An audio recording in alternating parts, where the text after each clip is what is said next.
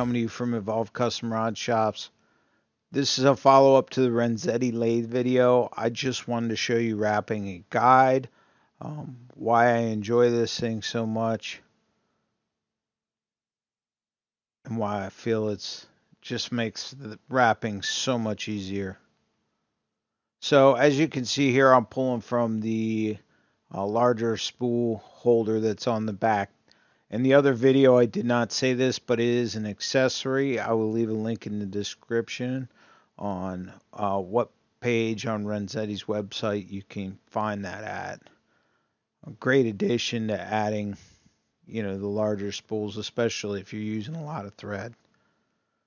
So I'm wrapping here on a matrix blank. It's an ultralight blank. It's their spinning SP5-4.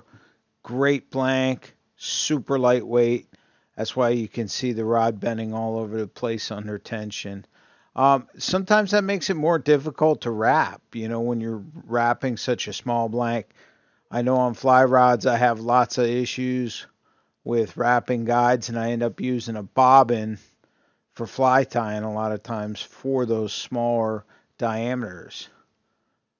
The Renzetti doesn't seem to have a problem with it as long as you tension it properly. Once I have the thread where I want it to, I'm going to put the thread carriage where I need it. And then I'm just going to move the thread up to the foot of the guide where I want it, so it works with all the other threads on all the other guides, i.e. they line up in the same spot.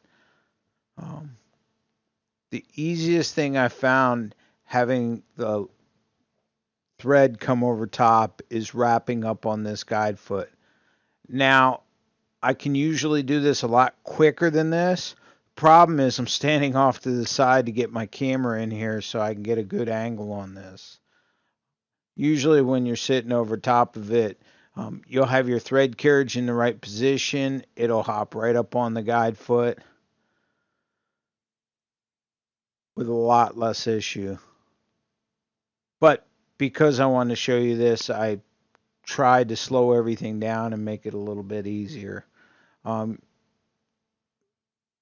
Once up on the guide foot, I'll come back, pack where I need to pack, and then I'll proceed to use the power when needed.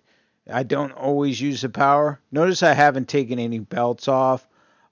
Under the standard belt tension and the way the motor's set up, you can turn this thing with ease without having to remove the belt or anything like that.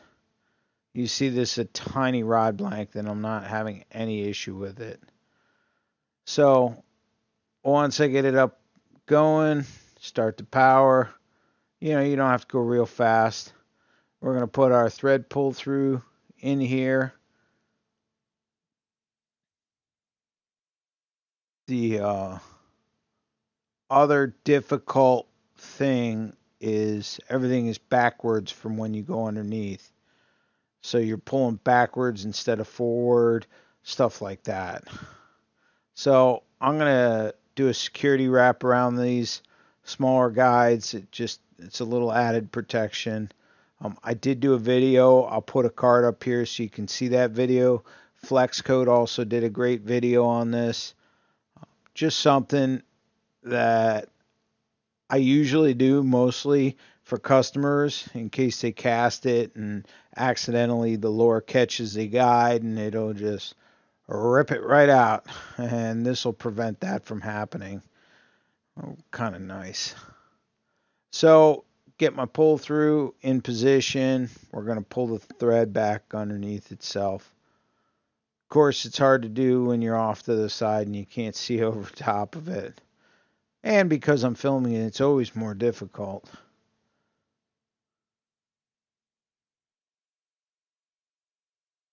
Once I have it through my pull through, I'm pulling backwards instead of forward. That's it. Everything's the same. Come back, trim off my loose thread, clean everything up, burnish where I need to burnish.